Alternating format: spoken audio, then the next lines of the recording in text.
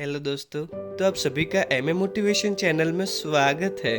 तो आज का हमारा टॉपिक है नरेंद्र मोदी चाय वाले से भारत के प्रधानमंत्री कैसे बने।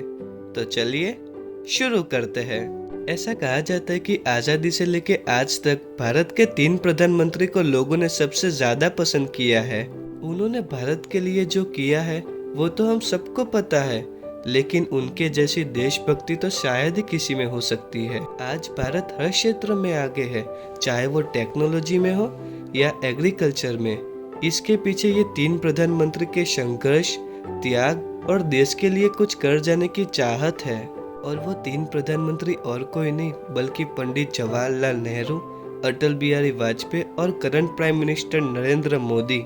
तो आज के इस वीडियो में हम जानेंगे कि किन किन कठिनाइयों का सामना करके नरेंद्र मोदी एक चाय वाले से देश के प्रधानमंत्री बन गए। तो चलिए। नरेंद्र मोदी का जन्म 17 सितंबर 1950 को बॉम्बे राज्य के मेहसाना जिले में वडनगर नामक गांव में हुआ था। बॉम्बे राज्य पहले भारत का ही एक राज्य था, जिसे 1 मई 1960 में अलग कर गुजरात और महाराष्ट्र बनाया गया। इसलिए तब से नरेंद्र मोदी का जन्म स्थान गुजरात राज्य के अंदर आता है। नरेंद्र मोदी के पिता का नाम दामोदर दास मूलचंद मोदी और माता का नाम हीराबेन मोदी था। जन्म के समय उनका परिवार बहुत गरीब था और वो एक छोटे से कच्चे मकान में रहते थे। नरेंद्र मोदी अपने माता पिता के कुल 6 संतानों में तीसरे पुत्र थे। मोदी जी के पिता रेलवे स्टेशन पर चाय की दुकान चलाते थे, जिसमें नरेंद्र मोदी अपने पिता को मदद करने के रूप में ट्रेन के डिब्बों में जाकर चाय बेचते थे। चाय की दुकान संभालने के साथ ही साथ नरेंद्र मोदी अपनी पढ़ाई में भी अच्छे से ध्यान देते थे। मोदी जी के टीचर बताते थे कि वे पढ़ाई में तो एक एवरेज स्टूडेंट रहे, लेकिन वो अक्सर अपने स्कूल में नाटक और भाषणों में हिस्सा लिया करते थे और उनको खेल कूद में भी बहुत रुचि थी। उन्होंने अपने स्कूल की पढ़ाई वडनगर से पूरी की। सिर्फ 13 इयर्स की एज में नरेंद्र मोदी की सगाई यशोदाबेन चमनलाल से कर दी गई और फिर 17 इयर्स की एज में उनकी शादी हो गई। फाइनेंशियल एक्सप्रेस न्यूज के अनुसार नरेंद्र मोदी और यशोदाबेन ने कुछ ही वर्ष साथ रह के बिताए, लेकिन 1965 में मोदी जी की इच्छा से वो दोनों अलग हो गए। शादी के कुछ समय बाद नरेंद्र मोदी ने अपना घर छोड़ दिया। नरेंद्र मोदी का मानना है कि एक अविवाहित व्यक्ति करप्शन के खिलाफ अच्छे से लड़ सकता है, क्योंकि उन्हें पत्नी, परिवार और बाल बच्चों की कोई फिक्र नहीं रहती। नरेंद्र मोदी खाली समय में अक्सर स्वामी विवेकानंद की किताबें पढ़ते थे, क्योंकि उनकी किताबें मोदी जी के लिए प्रेरणादायी थी।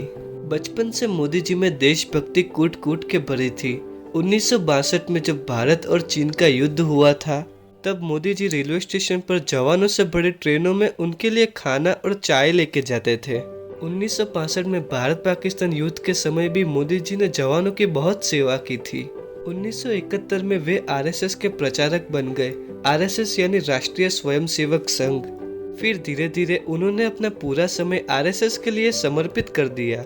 वे वहां सुबह 5 बजे उठ जाते और देर रात तक काम करते। प्रचारक होने की वजह से मोदी जी ने गुजरात की अलग अलग जगह पर जाकर लोगों की समस्याओं को बहुत करीब से समझा और फिर भारतीय जनता पार्टी का आधार मजबूत करने में महत्वपूर्ण भूमिका निभाई। 1975 में राजनीतिक क्षेत्रों में विवाद की वजह से उस समय की प्रधानमंत्री इंदिरा गांधी ने कई राज्यों में आपातकालीन घोषित कर दिया था और तब आरएसएस जैसी संस्था पर भी प्रतिबंध लगा दिया गया था। फिर भी मोदी जी चोरी छुपे देश की सेवा करते रहे और सरकार की गलत नीतियों को बहुत अपोज किया। उसी समय मोदी जी ने एक बुक भी लिखी थी जिसका नाम संघर्ष माँ गुजरात था। इस किताब में उन्होंने गुजरात की राजनीति के बारे में बताया था। मोदी जी ने गुजरात यूनिवर्सिटी से पॉलिटिकल साइंस की पीजी की डिग्री प्राप्त करके अपनी ग्रेजुएशन कंप्लीट की थी। आरएसएस ने नरेंद्र मोदी का काम देखकर उनको बीजेपी में शामिल कर दिया, जहां उन्होंने 1990 में लाल कृष्ण आडवाणी की भव्य रथ यात्रा का शानदार आयोजन किया, जिसे देख के बीजेपी के सीनियर लीडर्स काफी प्रभावित हुए।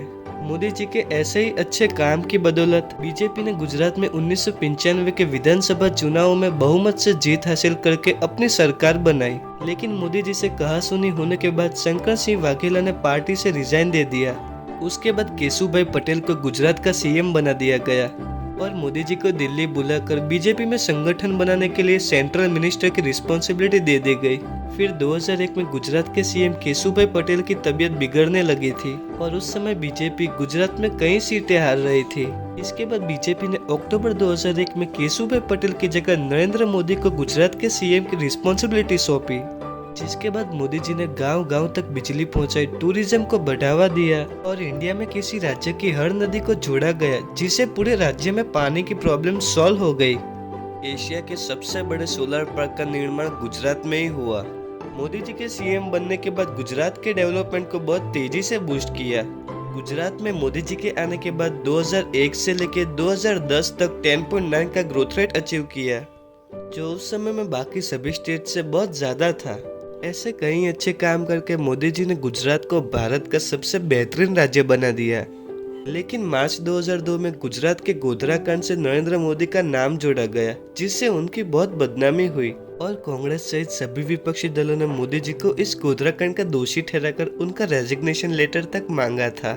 गोधरा कांड में 27 फरवरी 2002 में गुजरात के गोधरा नामक शहर में रेलवे स्टेशन पर साबरमती ट्रेन के S6 कोच में आग लगाए जाने के बाद 56 लोगों की मृत्यु हो गई, जिसके बाद पूरे गुजरात में सांप्रदायिक दंगे होना शुरू हो गए। और फिर 28 फरवरी 2002 को गुजरात के कई इलाकों में दंगे बहुत ज्यादा बढ़ गए, जिसमें 1200 से अधिक लोग मारे गए। इसके बाद सुप्रीम कोर्ट ने इन्वेस्टिगेशन टीम बना के इस घटना के बारे में जांच पड़ताल शुरू कर दी और फिर दिसंबर 2010 में इन्वेस्टिगेशन टीम ने ये फैसला सुनाया कि इन दंगों में नरेंद्र मोदी के खिलाफ कोई स्ट्रॉन्ग एविडेंस नहीं मिला। आखिर में सुप्रीम कोर्ट ने नरेंद्र मोदी के हित में फैसला सुनाकर मोदी जी को निर्दोष ठहराया। उनके अच्छे कार्य और निर्णय की वजह से गुजरात की जनता ने मोदी जी को लगातार 4 बार अपना मुख्यमंत्री बनाया। गुजरात में मोदी जी की सफलता देखकर बीजेपी के सीनियर लीडर्स ने नरेंद्र मोदी को 2014 की लोकसभा इलेक्शन का उम्मीदवार घोषित किया, जिसके बाद उन्होंने बहुत प्रचार किया और सोशल मीडिया का लाभ उठा के लोगों तक अपनी बात रखी।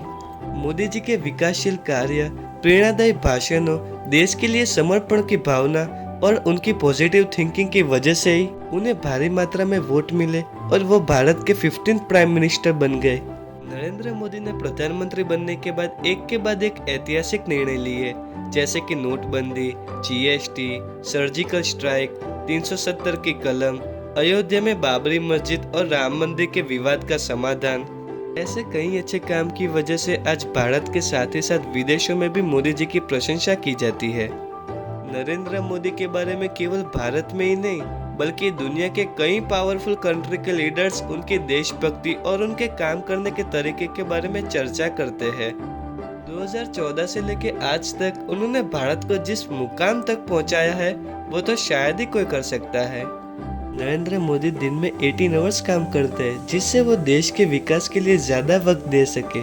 मोदी जी अक्सर कहते हैं कि hard work doesn't bring tiredness but it brings satisfaction. Narendra Modi को एक पंक्ति में समझे तो मुट्ठियों में सपने लेकर भरकर जेबों में आशाएं, दिल में है अरमां यही कि कुछ कर जाए। सूरज सा तेज नहीं मुझ में, दीपक सा जलता देखोगे, अपनी हद रोशन करने से तुम मुझको कब तक रोकोगे। ऐसे इंटरेस्टिंग वीडियो देखने के लिए MM मोटिवेशन चैनल को सब्सक्राइब करना मत भूलेगा। Till then, thanks for watching.